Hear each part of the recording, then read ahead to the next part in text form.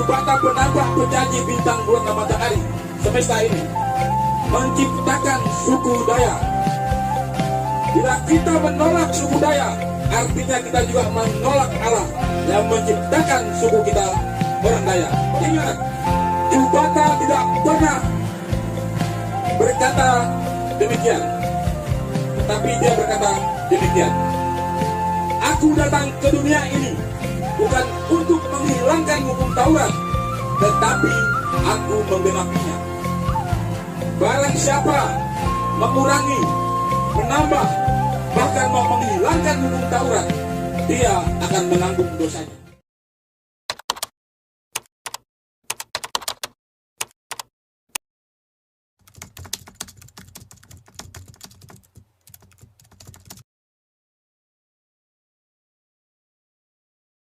Selamat sore, Jubata memberkati kita semuanya. Yang saya hormati pengurus DPW beserta jajarannya, yang saya hormati DPC yang turut hadir di sini, Barito Utara, Barito Timur, Murung Raya, para tim saya juga dari DPP yang hadir bersama saya, ikut tur, ya, dan para demang, para tokoh adat, tokoh agama, tokoh masyarakat, dan yang saya hormati semua pengurus panitia dan pembawa acara juga, ya, saya juga akan saya pantun. Dan yang saya banggakan pasukan merah setanah Dayak yang ada di Murung Raya ini. Orang Dayak itu dikenal dengan rumah betang. Semuanya punya kita rumah betang. Disitulah jati diri kita orang Dayak. Bersatunya orang Dayak, makan, kumpulnya, tidurnya, behumanya, begadangnya, buat adatnya. Disitulah kita orang Dayak. Seiring berjalannya waktu, Dayak itu terkotak-kotak, dijajah oleh orang luar. Presiden pertama itu pernah berkata, kalau yang menjajah kita itu bangsa dari luar, saya tidak akan tunggu lama-lama lagi. Hari ini mereka datang, akan saya sikat. Tetapi jika yang menjajah itu orang kita sendiri, itu yang sangat-sangat sakit. Betul? Dijajah bangsanya sendiri. Tapi kita jangan berkecil hati. Dan kita jangan terkotak-kotak. Kita jangan mau dipisah-pisahkan. Kita adalah satu kakek, satu mama, satu bapak, satu darah, yaitu darah Dayak. Kita ini adalah suku yang kaya alam, kaya budaya, kaya tradisi, adatnya, dan termasuk harta-harta yang di bawah ini. Makanya orang-orang luar berebut datang di sini untuk apa? Untuk mengambil semuanya itu. Maka dari itu, saya sampaikan mulai sekarang, Jubata tidak pernah menciptakan satu jengkal tanah pun lagi di dunia ini. Tetapi manusia lahir dan tumbuh tidak beraturan. Jika di zaman ini saja kalian sudah mempunyai tanah pas-pasan, apalagi sempat kalian jual, saya pastikan anak cucumu akan menjadi pengemis, akan menjadi lapar, akan menjadi orang buangan, akan menjadi apa? Suku terbelakang di tanahnya sendiri. Karena apa? Karena hak-hak kalian sudah kalian jual semuanya. Betul? Betul. Jadi mulai sekarang tanah kalian dipertahankan. Kalau ada orang datang, suruh dia bertani, berkebun, bercocok tanam di situ. kalian yang ngupahnya. Kelola tanah sendiri, ya. Ingat, orang luar dari Kalimantan ini datang di Kalimantan ini hanya bawa biji piler 2 biji. Hidup mereka. Kita tuan di tanah ini, tetapi menjadi kuli di tanah ini. Miskin di tanah ini. Apa sebabnya? Orang luar datang di Kalimantan ini jual bakso untuk beli rumah, jual bakso untuk beli mobil, jual bakso untuk beli tanah, jual bakso untuk menyekolahkan anaknya. Ada yang jual bakso, ada yang jual pakaian, ada yang jual makanan mereka.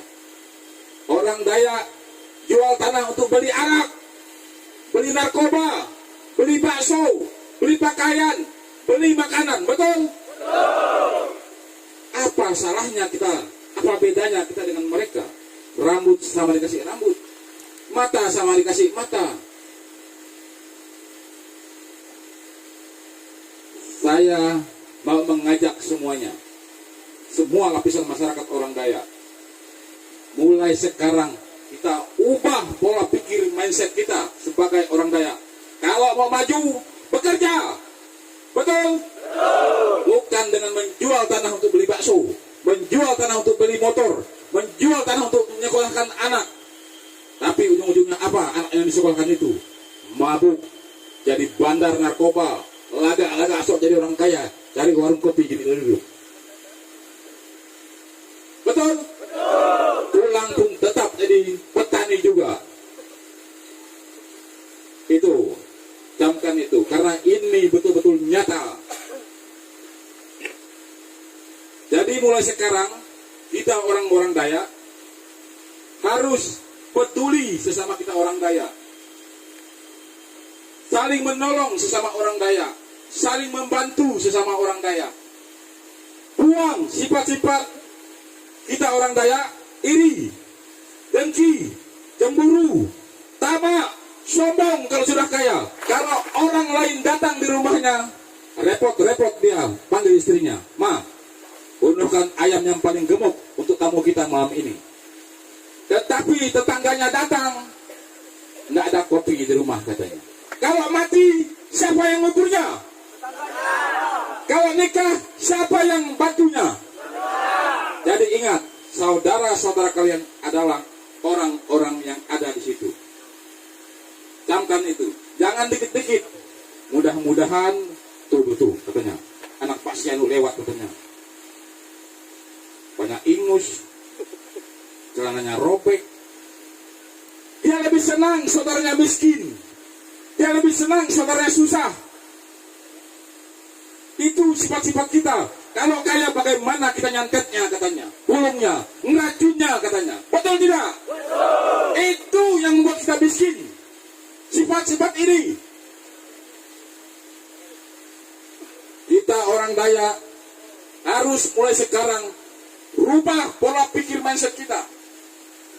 Kalau sama-sama mau maju, kalau sama-sama mau kaya, kalau sama-sama mau pintar, jangan dibiarkan. Kalau ada rumah saudara kita yang peot, anaknya yang sakit, tidak punya ongkos, di TBBR saya mengajarkan, ayo bantu bangun rumahnya. Sama-sama kita pikul kayunya. Itu adalah tugas kalian sebagai pasukan, dan saya pemimpinnya. Mulai dari sekarang, ingat, siapapun yang meminta bantu, yang hidupnya susah, bahkan dia tidak mempunyai pekerjaan, itu adalah tanggung jawab kita bersama. Bagaimana memajukan dia sebagai orang Dayak. Sekarang saya mau berbicara kepada generasi muda. Orang tua kalian susah payah nyekolahkan kalian. Ada yang jadi tukang pikul, ada yang jadi kuli sawit, ada yang noreh demi mengkuliahkan anak, demi menyekolahkan anak. Tetapi apa yang terjadi di sana? Anaknya laga-laga jadi orang kaya, nyocok di kafe katanya. Mabuk-mabuk, narkoba, pergaulan bebas, katanya berpendidikan. Laga aja kaya-kaya, laga aja ganteng-ganteng. Tetapi apa? Nol. Orang tua nangis darah, bekerja, capek pinggangnya, bahkan lapar pun ia rela tidak mempunyai baju. Demi apa? Demi kamu mempunyai baju, demi kamu bisa sekolah. Tetapi apa yang terjadi? Dia sibuk mabuk narkoba, sibuk mabuk arak, sibuk laga-laga. Akhirnya apa? Sekolahnya tidak jadi. Orang tua jual tanah lagi, lulus. Akhirnya jadi apa? Rupanya jadi tukang toreh juga dia di rumah. Betul tidak? Betul. Ini yang harus kita pikirkan lagi buat yang muda. Menjadi daya harus yang pintar. Menjadi daya harus daya yang maju. Bukan menjadi daya pecundang, tetapi menjadi daya yang lebih hebat. Untuk adat dan budaya. Orang Dayak, kalau budayanya dia tidak senang. Tetapi kalau budaya orang, ramai-ramai dia. Biar lagi sakit, biar pinggangnya gini, jalan dia. Nonton Tong Edan katanya. Tetapi kalau budayanya, kuno, katanya, itu berhala, itu hantu katanya. Betul tidak? Kalau tidak ada adat budaya tradisimu, kamu tidak akan dikenal Dayak. Sekali merantau dia keluar, pergi di kota. Orang mana? Orang Dayak. Ngaku juga dia orang Dayak. Tapi dengan adat budayanya, nol. Katanya orang Dayak. Mana adatnya di rumah? Itu yang harus kita perjuangkan. Jati diri kita. Kita diciptakan oleh Jupata, Ataring langit. Jupata penampak penjaji bintang bulan dan matahari semesta ini. Menciptakan suku Dayak. Bila kita menolak suku Dayak, artinya kita juga menolak Allah yang menciptakan suku kita orang Dayak. Betul tidak? Betul. Ingat, Jupata tidak pernah berkata demikian. Tetapi dia berkata demikian. Aku datang ke dunia ini bukan untuk menghilangkan hukum Taurat, tetapi aku menggenapinya. Barang siapa mengurangi, menambah, bahkan mau menghilangkan hukum Taurat, dia akan menanggung dosanya. Betul tidak? Betul. Ada di situ tulisannya. Rasakan orang yang bilang itu berhala, sesat. Dia sudah ada upahnya. Bahasa orang Israel, Jubata itu Yahweh. Bahasa orang Inggris, Jubata itu God. Bahasa orang Indonesia, Jubata itu Tuhan. Bahasa orang Bali, Jubata itu Dewata. Bahasa orang Jawa, Jubata itu Gusti. Apa salahnya? Dayak sini nyebutnya apa? Jubata? Atala. Allah itu Jubata itu Esa. Dia yang menciptakan kita. Dia pasti tahu bahasa kita. Betul tidak? Betul. Kalau dia tidak tahu, dipertanyakan Jubatanya. Apakah benar yang kita sembah? Seperti itu. Jadi wajib orang Dayak bangga dengan adat budaya tradisinya. Sekarang saya mau mempertanyakan tanah, ulayat, dan kita orang-orang Dayak. Tanah-tanah kita yang tidak kita tanami, pohon durian, pohon langsak, karet, yang kosong kata orang, yang tidak punya penghuni kata orang. Mulai sekarang kita urus, kita buatkan surat-surat izinnya sebagai tanah ulayat, tanah adat. Jangan cuma ngomong. Kita berkumpul di sini untuk menyelamatkan tanah-tanah kita, adat-adat kita. Tanah adalah kebutuhan kita, hutan adalah kebutuhan kita. Disitulah supermarket kita orang Dayak. Ya, di situ ada banyak flora dan faunanya. bahkan kayu-kayunya bisa kita buat rumah. Bagi kita generasi-generasi muda, itu adalah identitas jati diri kita sebagai orang Dayak. Mau tinggal di negara apapun kamu, mau dicat warna apapun kamu, apapun statusmu, apapun gelarmu, apapun sekolahmu, apapun pangkatmu, dicat warna apapun rambutmu, yang mengalir di tubuhmu adalah darah Dayak. Hidup dan matimu tetap akan menjadi Dayak. Jadi pertahankanlah hingga abdi ragamu. Setuju? Setuju. Buat adat di rumah. Orang beradat sudah pasti beragama. Orang beragama belum tentu beradat. Mulai sekarang ajak mereka beradat. Karena duluan adat, tanpa adat tidak akan ada kita. Tanpa leluhur tidak ada akan kita.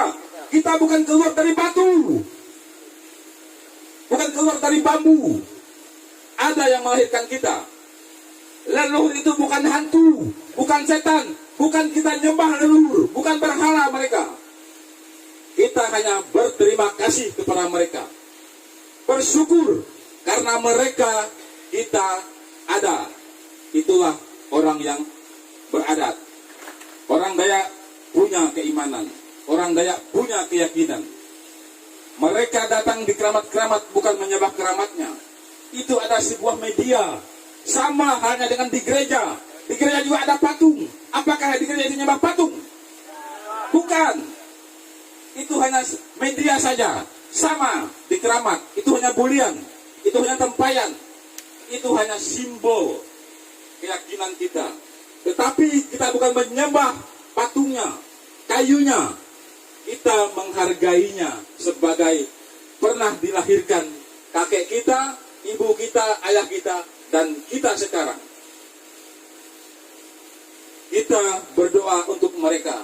Terima kasih kakek, nenek, karena kalian kami ada. Jubata, ampuni dosa-dosa mereka, sengaja maupun tidak sengaja. Karena mereka saya ada. Jadi jangan air susu dibalas dengan air tuba. Kita orang banyak orang beradat, tahu adatnya. Kalau tidak sekarang mengajarkan adat, kapan lagi? Kalau bukan kita, siapa lagi?